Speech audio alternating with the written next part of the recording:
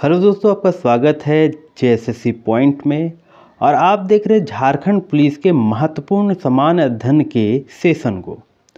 आज इसका तीसरा पार्ट है दोस्तों। इससे पहले मैंने 2 पार्ट इसके अपलोड कर रखे हैं। इंपॉर्टेंट टॉपिक्स इसमें डिस्कस करे जाएंगे दोस्तों, GK and GS, current affairs और झारखंड जीके। चलिए आगे बढ़ते हैं।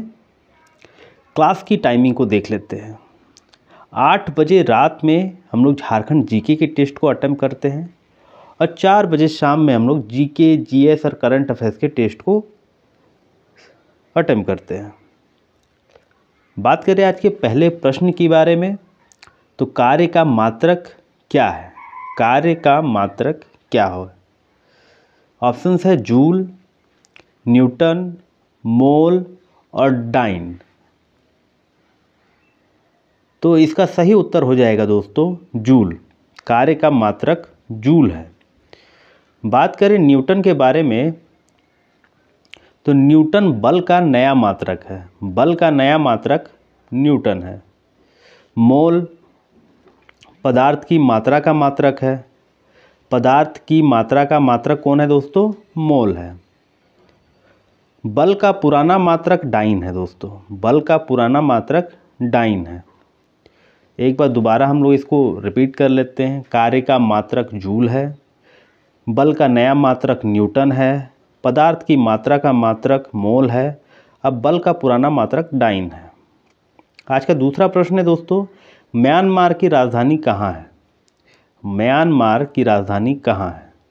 ऑप्शंस में है दोस्तों नैपीताओ, ढाका, काठमांडू और थिम्पू। तो इसका सही आंसर हो जाएगा दोस्तों नैपीताओ। आप इसको इस प्रकार से भी याद कर सकते हैं दोस्तों, म्यांमार की राजधानी कहाँ है नहीं पता है ना? नहीं पता है मतलब कि नैपीताओ। ढाका की राजधानी बांग्लादेश की राजधानी ढाका है। नेपाल की राजधानी काठमांडू है और भूटान की राजधानी थिम्पू है। बात करें म्यांमार के बारे में, तो भारत के 4 राज्य म्यांमार के साथ सीमा साझा करते हैं। अरुणाचल प्रदेश, नागालैंड, मणिपुर और मिजोरम। ठीक है, आगे बढ़ते हैं आज के तीसरे प्रश्न की तरफ। 2003 का शांति का नोबेल पुरस्कार किसे मिला है? 2003 का शांति का नोबेल पुरस्कार किसे मिला है? कैटालिन कारिको जो कि हंगरी के हैं, जॉन ओलाव फॉक्स जो कि नॉर्वे के हैं, नरगिस मोहम्मदी जो कि ईरान के हैं और क्लाउडिया गोल्डन जो कि अमेरिका के हैं। तो इसका सही आंसर हो जाएगा दोस्तों नरगिस मोहम्मदी। क्या हो जाएगा दोस्तों? नरगिस मोहम्मदी जो कि ईरान के रहने वाले हैं। उसे ही 2023 का शांति का नोबेल पुरस्कार मिला है। अगर बात करें Katalin Kariko, Jon Olav Fosse और क्लाउडिया गोल्डन के, तो आप लोगों को कमेंट करके बताना है कि इन तीनों को नोबेल पुरस्कार में कौन से क्षेत्र में इनको नोबेल पुरस्कार मिला है। आपको कमेंट के माध्यम से ज़रूर बताना है दोस्तों। आज का चौथा प्रश्न है दोस्तों, निम्न में से कौन विश्व प्रसिद्ध छौ नृत्यकार हैं? निम्न में से कौन विश्व प्रसिद्ध छौ नृत्यकार हैं? ऑप्शंस है बिरजू महाराज, गोपाल प्रसाद दुबे, शिव कुमार शर्मा और विदुषी के.एस. जयलक्ष्मी। तो इसका सही आंसर हो जाएगा दोस्तों गोपाल प्रसाद दुबे। कौन हो जाएंगे दोस्तों? प्रसिद्ध छौ नृत्यकार कौन है? गोपाल प्रसाद दुबे, जिनका संबंध सरायकेला जिला से है। कहाँ से है दोस्तों? गोपाल प्रसाद दुबे का संबंध सरायकेला से है। कहाँ से है? सरायकेला से है। बिरजू महाराज का संबंध कत्थक से है। शिव कुमार शर्मा का संबंध संतूर से है। विदुषी के.एस. जयलक्ष्मी का संबंध भरतनाट्यम से है। क्या चीज़ से है? भरतनाट्यम से है। अगले क्वेश्चन की तरफ चलते हैं। कोल्हान प्रमंडल का मुख्यालय कहाँ है? ऑप्शंस है पलामू, चाईबासा, दुमका और हजारीबाग। तो इसका सही आंसर हो जाएगा दोस्तों चाईबासा। पश्चिमी सिंहभूम जिला का एक शहर है दोस्तों चाईबासा, ठीक है, जिसका संबंध जो है कोल्हान प्रमंडल का मुख्यालय है ना। चाईबासा जो है कोल्हान प्रमंडल का मुख्यालय है। पलामू की बात करें तो पलामू का मुख्यालय जो है पलामू प्रमंडल का वो मेदिनी नगर है। संथाल परगना का मुख्यालय दुमका है और उत्तरी छोटा नागपुर प्रमंडल का मुख्यालय हजारीबाग है। दोस्तों आप लोगों से आग्रह है कि अगर आप वीडियो देखते हैं तो चैनल को सब्सक्राइब भी कर लीजिएगा। आप लोग वीडियो देख लेते हैं लेकिन चैनल को सब्सक्राइब नहीं करते, तो आप लोगों से आग्रह है कि आप लोग चैनल को ज़रूर से ज़रूर सब्सक्राइब कर लीजिएगा। वर्तमान में पाकिस्तान के प्रधानमंत्री कौन हैं? वर्तमान में पाकिस्तान के प्रधानमंत्री कौन हैं? ऑप्शंस है शहबाज शरीफ, शेख हसीना, नवाज शरीफ, इमरान अहमद खान नियाजी। तो इसका सही उत्तर हो जाएगा दोस्तों शहबाज शरीफ। इससे पहले कौन थे दोस्तों? वर्तमान में तो शहबाज शरीफ हैं, इससे पहले पाकिस्तान के प्रधानमंत्री इमरान अहमद खान नियाजी थे, जिन्हें हम लोग इमरान खान के नाम से भी जानते हैं। शेख हसीना के बारे में बात करें तो वो बांग्लादेश की प्रधानमंत्री है। वो लगातार 5वीं बार वहाँ की प्रधानमंत्री बनने वाली महिला है। नवाज शरीफ पहले पूर्व प्रधानमंत्री रह चुके हैं पाकिस्तान के। आज का 7वां प्रश्न है दोस्तों, विश्व खुशहाली सूचकांक में भारत का स्थान क्या है? विश्व खुशहाली सूचकांक में भारत का स्थान क्या है? ऑप्शंस है 108, 102, 126 या 64, केवल 64। तो इसका सही आंसर है दोस्तों 126। 2022 में भारत का स्थान 136 था, 2023 में भारत का स्थान कितना हो गया? 126 हो गया। और इसमें पाकिस्तान का स्थान है दोस्तों 108, बांग्लादेश का स्थान है 102 और चीन का स्थान है 64, ठीक है। बांग्लादेश का स्थान कितना है दोस्तों? 102, पाकिस्तान का कितना है? 108, भारत का 126 है और चीन का 64वां स्थान मिला है विश्व खुशहाली सूचकांक में। बात करते हैं 8वें प्रश्न के बारे में, राज्य हड़प नीति किसने लागू किया? हिस्ट्री का क्वेश्चन है दोस्तों, राज्य हड़प नीति किसने लागू किया? ऑप्शंस है Lord Curzon, Lord William Bentinck, Lord Mountbatten और लॉर्ड डलहौजी। तो इसका सही आंसर हो जाएगा दोस्तों लॉर्ड डलहौजी, ठीक है। लॉर्ड डलहौजी के द्वारा ही राज्य हड़प नीति स्टार्ट किया गया है ना दोस्तों। बात कर लेते हैं लॉर्ड कर्जन के बारे में। तो लॉर्ड कर्जन के समय में बंगाल का विभाजन हो रहा था, है ना। बंगाल का विभाजन लॉर्ड कर्जन के समय में हुआ। लॉर्ड विलियम बेंटिक ने सती प्रथा का अंत किया। लॉर्ड विलियम बेंटिक ने सती प्रथा का अंत किया। अब भारत के अंतिम वायसराय कौन थे? लॉर्ड माउंटबेटन थे। आज का 9वां प्रश्न है दोस्तों, झारखंड में मंदिरों का गांव किसे कहते हैं? झारखंड में मंदिरों का गांव किसे कहते हैं? ऑप्शन है दोस्तों देवघर, बासुकीनाथ, मलूटी और जमशेदपुर। तो इसका सही आंसर हो जाएगा दोस्तों मलूटी। क्या हो जाएगा दोस्तों? मलूटी। मलूटी कहाँ स्थित है दोस्तों? दुमका में स्थित है, ठीक है। तो मलूटी को ही मंदिरों का गांव कहा जाता है। मंदिरों का शहर देवघर को कहा जाता है। मंदिरों का शहर देवघर को कहा जाता है। पंडे पुजारियों की नगरी बासुकीनाथ को कहा जाता है। पंडे पुजारियों की नगरी बासुकीनाथ को कहा जाता है। झारखंड का खेल नगरी जमशेदपुर को कहा जाता है। झारखंड का खेल नगरी जमशेदपुर को कहा जाता है। अब बात करें खेल नर्सरी तो उसे सिमडेगा को कहा जाता है। सिमडेगा को झारखंड का खेल नर्सरी कहा जाता है। सिंधु जल समझौता कब हुआ था? सिंधु जल समझौता कब हुआ था? ऑप्शन है 19 सितंबर 1960, 14 अगस्त 1947, 23 सितंबर 1965 और 26 जुलाई 1999। तो इसका सही आंसर हो जाएगा दोस्तों 19 सितंबर 1960। तो 19 सितंबर 1960 को भारत और पाकिस्तान के बीच में सिंधु जल समझौता हुआ था।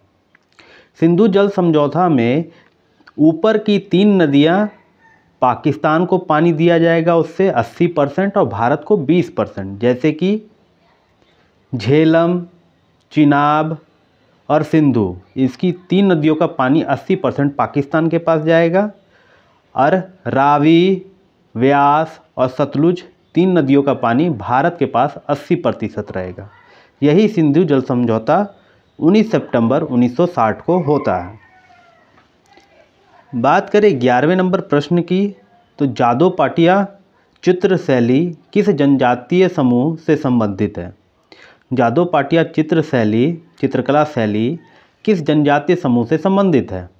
ऑप्शन है खड़िया, उरांव, संथाल और बिरहोर। तो इसका सही उत्तर हो जाएगा दोस्तों संथाल। तो दुमका में रहने वाले संथाल जनजातियों में जादव पाटिया चित्रकला शैली बहुत ही प्रचलित है दोस्तों।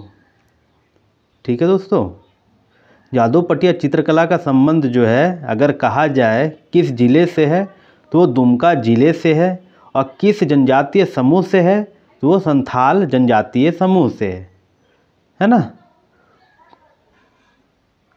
आगे बढ़ते हैं दोस्तों, आज के 12वें प्रश्न को हम लोग देख लेते हैं। आज का 12वां प्रश्न है, बिरसा मुंडा आंदोलन कब शुरू हुआ था? बिरसा मुंडा आंदोलन कब शुरू हुआ था?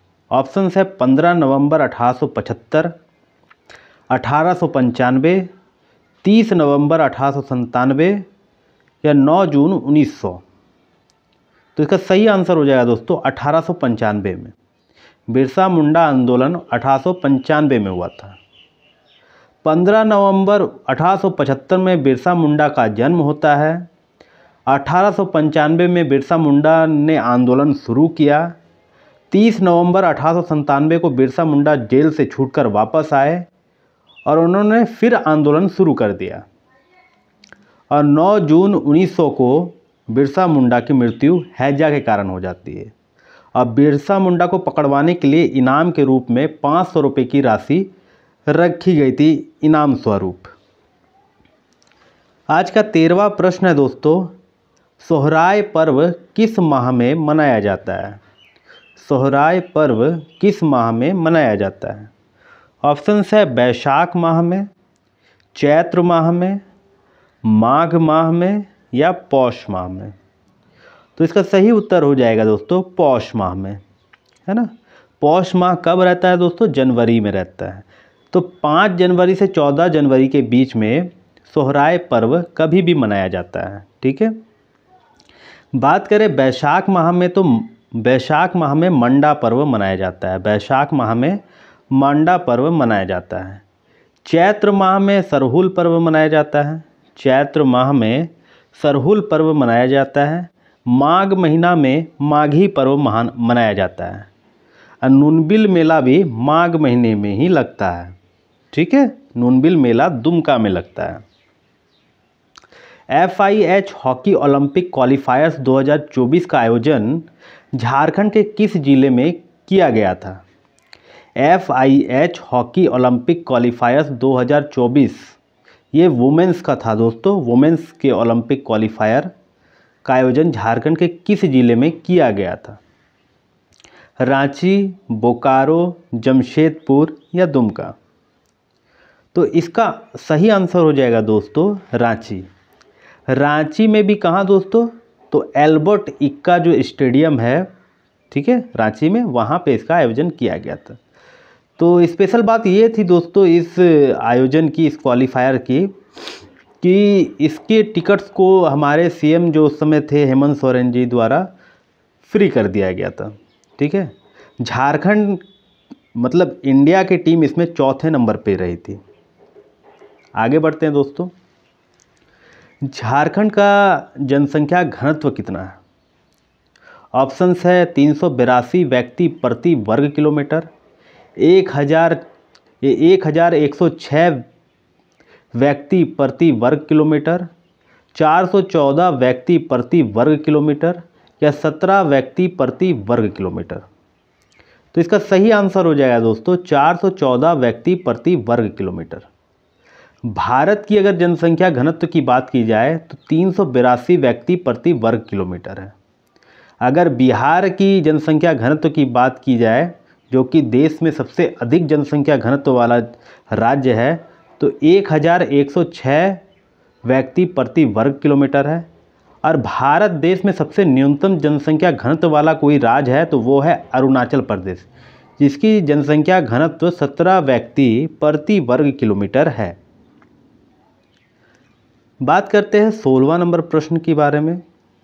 तो सेल्यूकस निकेटर का राजदूत मेगास्थनीज किसके दरबार में पहुंचा था? ऑप्शन है अशोक के दरबार में, चंद्रगुप्त मौर्य के दरबार में, हर्षवर्धन के दरबार में, या जहांगीर के दरबार में? तो इसका सही आंसर हो जाएगा दोस्तों चंद्रगुप्त मौर्य के दरबार में। सेल्यूकस निकेटर का राजदूत कौन था दोस्तों? मेगास्थनीज था। वो किसके दरबार में पहुंचता है? चंद्रगुप्त मौर्य के दरबार में पहुंचता है। अशोक के दरबार में आने वाले विदेशी यात्री थे डायमेकस। कौन थे? डायमेकस। डायमेकस अशोक के दरबार में आए थे। हेनस्वान हर्षवर्धन के दरबार में आए थे। अब विलियम हॉकिंस जहांगीर के दरबार में आए थे। आगे बढ़ते हैं 17वां प्रश्न आज का। निम्न में से किस स्थान पर नूनबिल मेला लगता है? निम्न में से किस स्थान पर नूनबिल मेला लगता है? ऑप्शंस है हजारीबाग, साहिबगंज, जामताड़ा और दुमका। तो इसका सही आंसर हो जाएगा दोस्तों दुमका। क्या हो जाएगा दोस्तों? दुमका। दुमका से कुछ दूरी पर एक मसलिया है दोस्तों, जगह है जहाँ पे नूनबिल मेला लगता है। यह माघ में लगता है दोस्तों मेला। कहाँ लगता है? माघ में। बात करें हजारीबाग की तो सूरजकुंड मेला कहाँ लगता है दोस्तों? सूरजकुंड जो मेला है वो हजारीबाग में लगता है। साहिबगंज में दोस्तों एक मेला लगता है जिसका नाम है माघी मेला। तो माघी मेला कहाँ लगता है दोस्तों? साहिबगंज में लगता है। और करमदहा का मेला कहाँ लगता है दोस्तों? करमदहा का मेला जामताड़ा में लगता है। 18वां प्रश्न आज का। अंकोर वाट का मंदिर कहाँ स्थित है? अंकोर वाट का मंदिर कहाँ स्थित है? ऑप्शंस है नेपाल में, म्यांमार में, कंबोडिया में या भारत में? इसका सही उत्तर हो जाएगा दोस्तों कंबोडिया में। कहाँ दोस्तों? कंबोडिया में। ये दुनिया का सबसे बड़ा मंदिर है दोस्तों। अंकोर वाट का मंदिर दुनिया का सबसे बड़ा मंदिर है। नेपाल में एक मंदिर है दोस्तों पशुपतिनाथ का मंदिर। पशुपतिनाथ का मंदिर कहाँ है? नेपाल में है।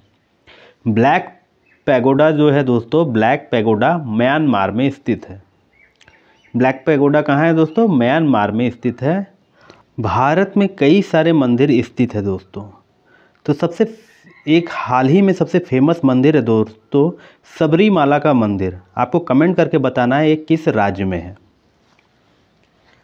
आज का 19वां नंबर प्रश्न। पाकिस्तान की पहली राजधानी कहाँ थी? जिस समय पाकिस्तान आज़ाद होता है दोस्तों 14 अगस्त 1947 को, तो उस समय पाकिस्तान की राजधानी कहाँ बनाई गई थी? ऑप्शंस है कराची, लाहौर, पेशावर और इस्लामाबाद। ठीक है, तो दोस्तों इसका सही आंसर हो जाएगा कराची। कराची जो है पाकिस्तान की पहली राजधानी थी।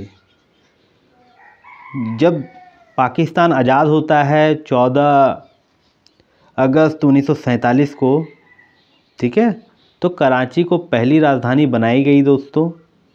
और 1960 में जो है इस्लामाबाद को प्रस्तावित किया राजधानी के लिए, और 1967 में इस्लामाबाद को राजधानी घोषित किया गया। 1967 में इस्लामाबाद को राजधानी घोषित किया गया। आज का 20वां प्रश्न दोस्तों।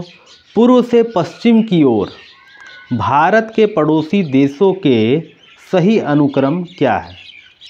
पूर्व से पश्चिम की ओर भारत के पड़ोसी देशों के सही अनुक्रम क्या है? ऑप्शन है दोस्तों Pakistan, Nepal, Bhutan, Myanmar. Myanmar, Bhutan, Nepal, Pakistan, Nepal, Bhutan, Myanmar, Pakistan और बांग्लादेश, भूटान, पाकिस्तान और नेपाल।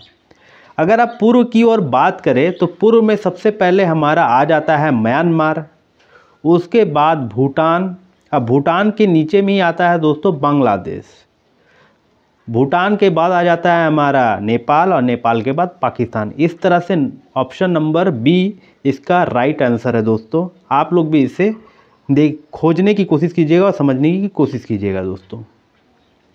आज का 21वां नंबर प्रश्न, ब्रह्मपुत्र नदी को अरुणाचल प्रदेश में क्या कहा जाता है? ब्रह्मपुत्र नदी को अरुणाचल प्रदेश में क्या कहा जाता है? आप क्वेश्चन का लेवल देख रहे होंगे दोस्तों, क्वेश्चन का लेवल इजी टू मॉडरेट रखा गया है। सारे ही क्वेश्चन जो मैं डिस्कस कर रहा हूं दोस्तों आपके एग्ज़ाम पॉइंट ऑफ व्यू से बहुत इंपॉर्टेंट है, इसलिए आप वीडियो को स्किप नहीं करके अंत तक जरूर देखें दोस्तों। ऑप्शन नंबर ए है दोस्तों चेमयुंगडुंग, ऑप्शन नंबर बी है दोस्तों सांगपो, ऑप्शन नंबर सी है दिहांग, ऑप्शन नंबर डी है जमुना।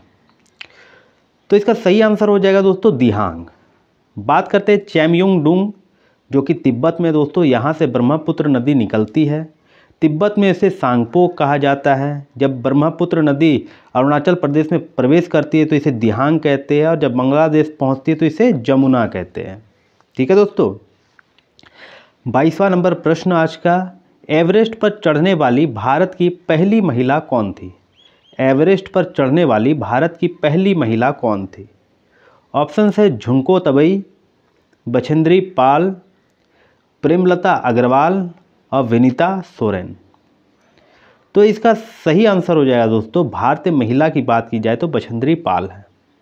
अगर विश्व की पहली महिला अगर पूछ लिया जाता तो उसका आंसर हो जाता दोस्तों झुंको तबई। एवरेस्ट पर चढ़ने वाली विश्व की पहली महिला झुंको तबई थी जो कि जापान की थी। अगर झारखंड की बात की जाए, झारखंड की पहली महिला जिन्होंने एवरेस्ट चढ़ा तो वो थी प्रेमलता अग्रवाल। प्रेमलता अग्रवाल झारखंड की पहली महिला है जिन्होंने एवरेस्ट पर चढ़ाई की। आदिवासी अगर महिला की बात की जाए तो विनीता सोरेन पहली आदिवासी महिला है जिन्होंने एवरेस्ट पर चढ़ाई की है। 23वां नंबर प्रश्न आज का, मधुमक्खियों का अध्ययन क्या कहलाता है? मधुमक्खियों का अध्ययन क्या कहलाता है? ऑप्शन ए है दोस्तों सेरीकल्चर, ऑप्शन बी है एपीकल्चर, ऑप्शन सी है वर्मी कल्चर, ऑप्शन डी है टिश्यू कल्चर। तो इसका सही आंसर हो जाएगा दोस्तों एपीकल्चर। क्या हो जाएगा दोस्तों? एपीकल्चर। एपीकल्चर में मधुमक्खियों का अध्ययन किया जाता है। सेरीकल्चर में रेशम के कीट पालन का अध्ययन किया जाता है। वर्मी कल्चर में केचुआ पालन का अध्ययन किया जाता है, केचुआ पालन का अध्ययन किया जाता है। और टिश्यू कल्चर में दोस्तों एक पौधे से दूसरे पौधे को कैसे हम लोग बनाते हैं उसका अध्ययन किया जाता है। टिश्यू कल्चर में क्या करते हैं, एक पौधे से दूसरे पौधे को बनाने का जो अध्ययन जो है टिश्यू कल्चर में किया जाता है। तो ये थे दोस्तों प्रश्न। अब आगे का प्रश्न है 24वां नंबर प्रश्न, भारत छोड़ो आंदोलन कब हुआ था? भारत छोड़ो आंदोलन कब हुआ? ऑप्शंस है 8 अगस्त 1942, 5 मार्च 1931, 4 फरवरी 1922 और 9 जनवरी 1915। तो इसका सही आंसर हो जाएगा दोस्तों 8 अगस्त 1942। 8 अगस्त 1942 को भारत में भारत छोड़ो आंदोलन शुरू होता है। इसका आह्वान किसने किया था? इसका आह्वान गांधी जी ने किया था। 5 मार्च 1931 को गांधी जी और इरविन जो उस समय के वायसराय थे उनके बीच में एक जो है ट्रीटी साइन होती है जिसको गांधी इरविन समझौता कहा जाता है। 4 फरवरी 1922 को चोरी चोरा कांड होता है जिसके बाद में गांधी जी ने असहयोग आंदोलन को वापस ले लिया। और 9 जनवरी 1915 को गांधी जी साउथ अफ्रीका से भारत आते हैं। आज का अंतिम क्वेश्चन है दोस्तों, गांधी जी द्वारा सविनय अवज्ञा आंदोलन की शुरुआत कब की गई? ऑप्शंस है 12 मार्च 1930, 6 अप्रैल 1930, 23 मार्च 1931 या 13 अप्रैल 1919? तो इसका सही आंसर हो जाएगा दोस्तों 12 मार्च 1930। 12 मार्च 1930 को ही सविनय अवज्ञा आंदोलन की शुरुआत की गई थी दांडी यात्रा से। ठीक है, दांडी यात्रा कब तक चली दोस्तों? 6 अप्रैल 1930 तक चली। बाद में इसी के फलस्वरूप 5 मार्च 1931 को गांधी जी एवं इरविन के बीच में एक समझौता होता है, जिसे हम लोग गांधी इरविन समझौता कहते हैं। 23 मार्च 1931 को भगत सिंह को फांसी दे दी जाती है और 13 अप्रैल 1919 को जलियांवाला बाग हत्याकांड होता है अमृतसर में। तो ये थे दोस्तों आज के प्रश्न, जो बहुत इंपॉर्टेंट है दोस्तों आपके आने वाले झारखंड पुलिस के एग्जामिनेशन के लिए। और आप अगर नए हैं तो दोस्तों चैनल को सब्सक्राइब कर लीजिएगा और वीडियो को लाइक कर दीजिएगा और अपने दोस्तों को भी शेयर कर दीजिएगा। दोस्तों आप लोग वीडियो देख लेते हैं लेकिन सब्सक्राइब नहीं करते हैं, ना लाइक करते हैं ना कमेंट करते हैं। दोस्तों वीडियो को लाइक भी करें और कमेंट भी करें और सब्सक्राइब भी करें, इससे हमें मोटिवेशन मिलती है दोस्तों।